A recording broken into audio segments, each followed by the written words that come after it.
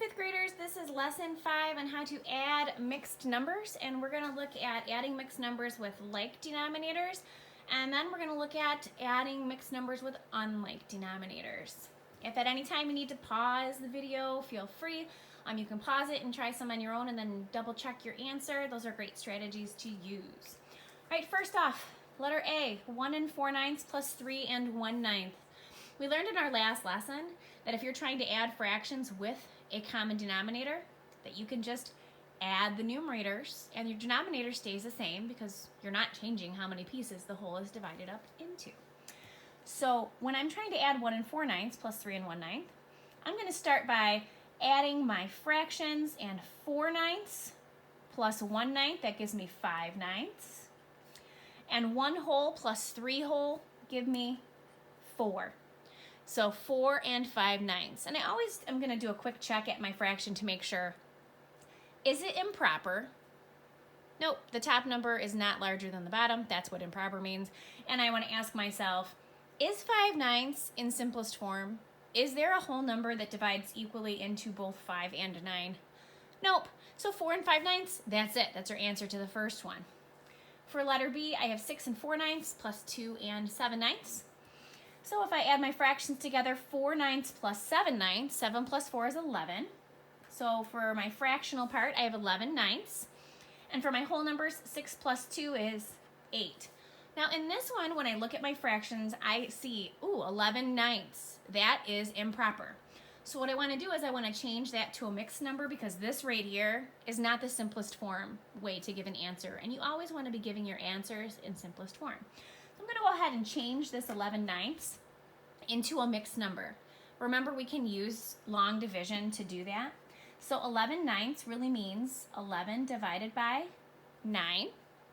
9 goes into 11 one time, and there are 2 left over.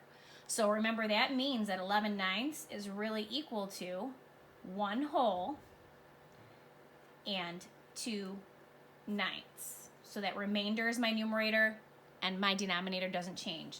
So I'm going to replace this 11/9 with 1 2 9ths. So what I really have here is 8 plus another 1 2 9ths. So the answer to this one would be 8 whole plus 1 whole, 9, and then I still have 2 9ths. So 9 2 9ths. Circle that one too, just to make it the same. All right. Now when we have unlike denominators, the process is pretty similar to that. However, you're going to have to do what we did in our last lesson and come up with a common denominator first. So we're going to have to do some changing of these fractions before we start adding them. So in looking at C, I have 4 1/5 plus 2 1/3. I notice I can't just add 1/5 and 1/3. And we learned we could use a visual model for that and come up with the same size pieces. And I also shared with you, we can use our same strategies that we used when we're comparing fractions and just come up with the common denominator for them. So when I look at 1/5 and 1/3, I notice there's not a number I can multiply 3 by to get 5. So I'm going to ignore my whole numbers for right now. I know those are going to stay the same, so I can just write them over here, 4 plus 2. We'll fill in our other denominator shortly here. I want to change this 1/5 by multiplying it by 3/3, because that's the opposite fraction's denominator. So this 1/5 is going to become 3 times 1 is 3, and 3 times 5 is 15. And now I'll change my 1/3 by multiplying it by 5/5, that fraction's denominator. So 1/3 is going to become 1 times 5 is 5, 3 times 5 is 15. So now this looks just like the problem above. 4 3/15 plus 2 5/15.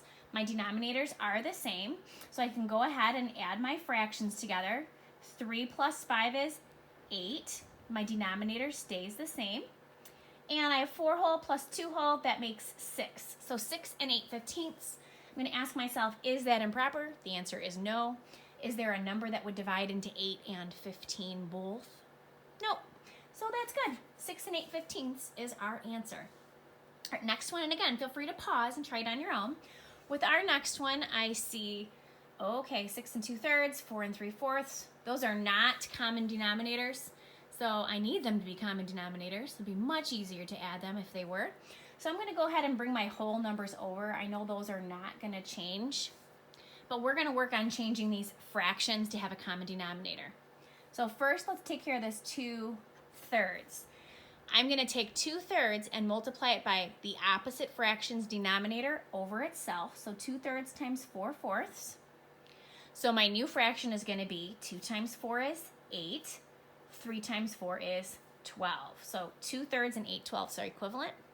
For this other fraction, for 3/4, I'm going to multiply that by the opposite fraction's denominator. So I'll multiply that by 3/3. 3 times 3 is 9. 4 times 3 is 12. All right, now we're in business because I can see, hey, we have common denominators. So I can go ahead and add my fractions together. So 8 plus 9 is 17. My denominator stays the same. That's the number of pieces it's cut up into. And for the whole amount, I have 6 whole plus 4 whole. That makes 10 whole. So remember I said to, at the end, look at your fraction and see, is it improper? 17/12 is improper. The number on the top is larger than the number on the bottom. So what we're going to do is we're going to take this 17/12 and we're going to change it into a mixed number so that we can give our answer in simplest form. So to do that, I'm going to ask myself, how many times does 12 go into 17?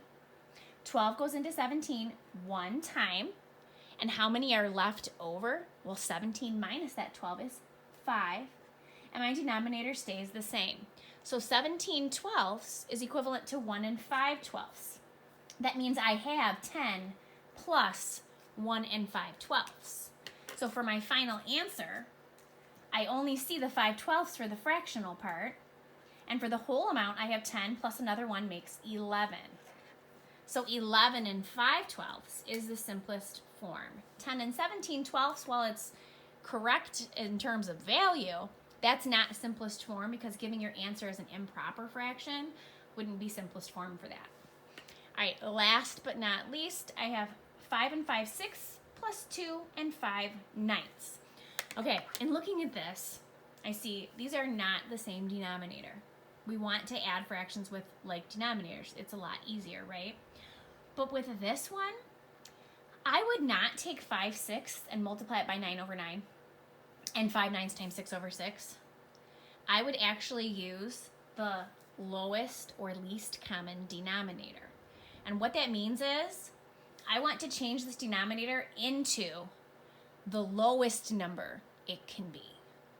That means I want to look at 6 and 9 and see what is the first multiple that they would have in common. And multiples are just basically if I counted by 6, 6, 12, 18, 12 is a multiple of 6, 18 is a multiple of 6. 18 is also a multiple of 9. So what I would actually do for this one, I'm going to leave my 5 and my 2 alone. I would take 5/6 and instead of multiplying it by 9/9, I know that 18 is the first number that 6 and 9 have in common if I count by them.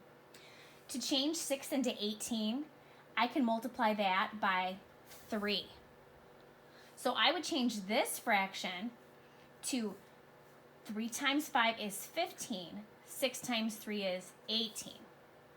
Now, with this other fraction, 5/9, to change 9 to 18, I can multiply 9 by 2.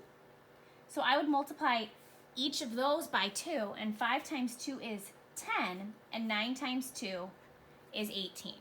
Now, maybe some of you are thinking, whoa, whoa, whoa.